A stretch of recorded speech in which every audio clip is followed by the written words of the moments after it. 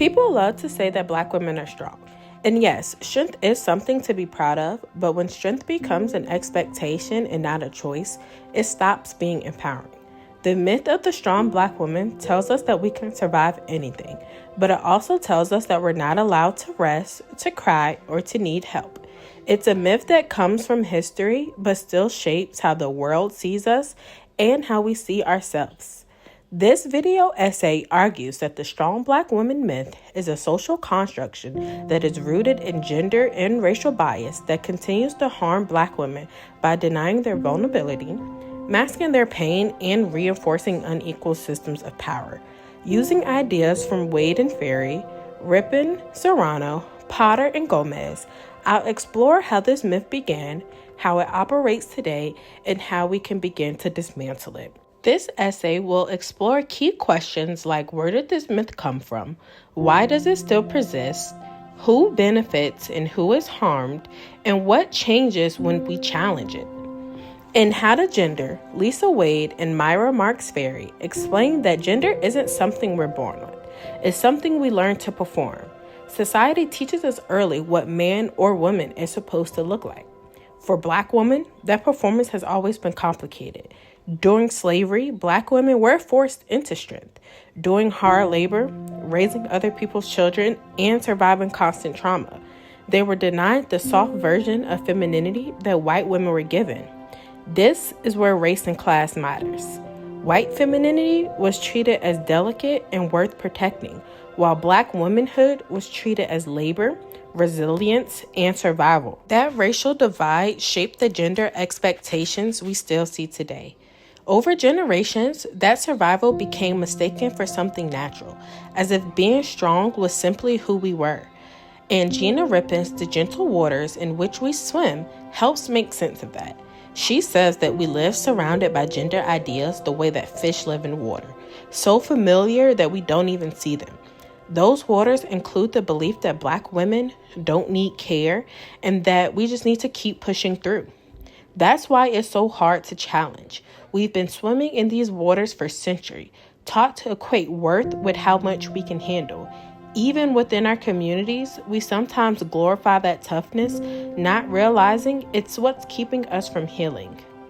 Carlos Andres Gomez in Guys Club talks about how boys are taught to reject anything seen as feminine. That same mindset affects how women are treated too. If emotions and softness are labeled as weak and Black women are already seen as too strong, then we're left with no safe space to be emotional at all. We're taught to hold it together no matter what, in relationships, in work, even in pain.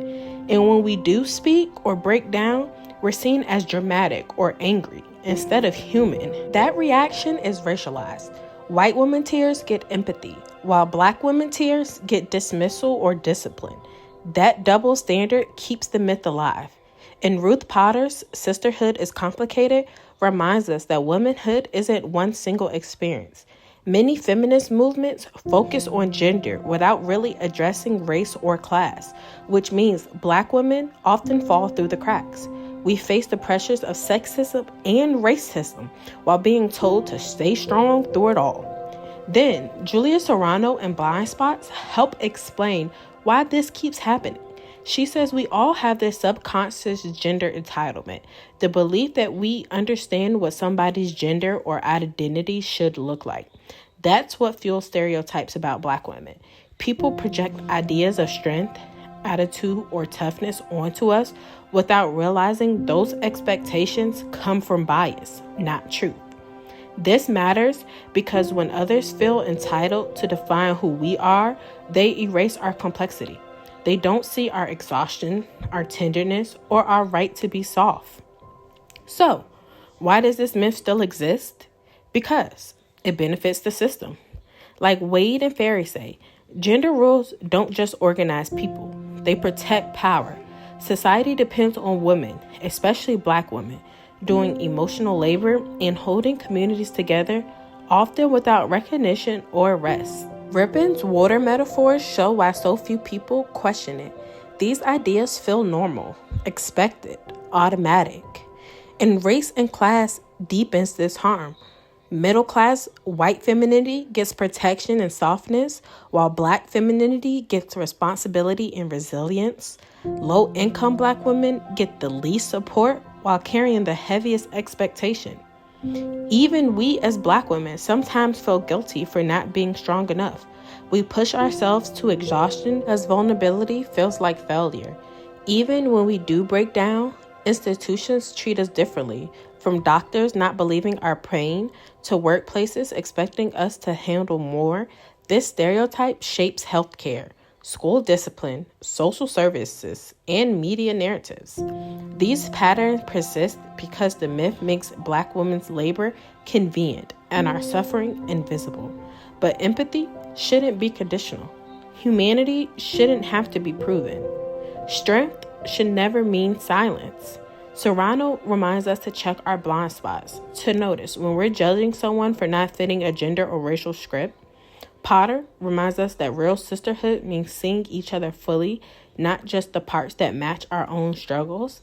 And Wade and Fair remind us that gender is something we do, which means we can do it differently.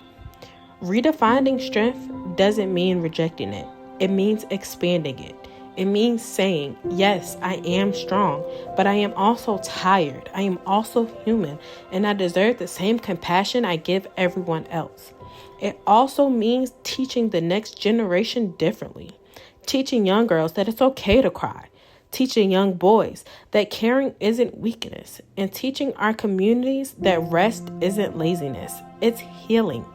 If we challenge these messages early, we can build a future where being a black woman doesn't automatically mean being a pillar for everyone else. The strong black woman myth might sound positive, but it limits who we're allowed to be. It was born out of survival, but survival shouldn't be the only story we get to tell. By understanding how gender, race, and power connect through what these writers teach us, we can finally start to let go of the idea that being strong means never breaking, because real strength isn't about never falling apart. It's about having the space to heal and the freedom to be fully human. So, to educators, I ask that you represent black women in the curriculum beyond their trauma. Show our joy, creativity, softness, and brilliance. To friends and family, stop praising strength when it comes from suffering. Offer support before someone has to ask. To institutions, stop using this myth to justify inequality in healthcare, school discipline, and workplace expectations. And to black women, let's give ourselves permission to rest, to feel, and to be seen as whole, because we are not superhuman. We are strong, but we are also soft, loving, and worthy of real care.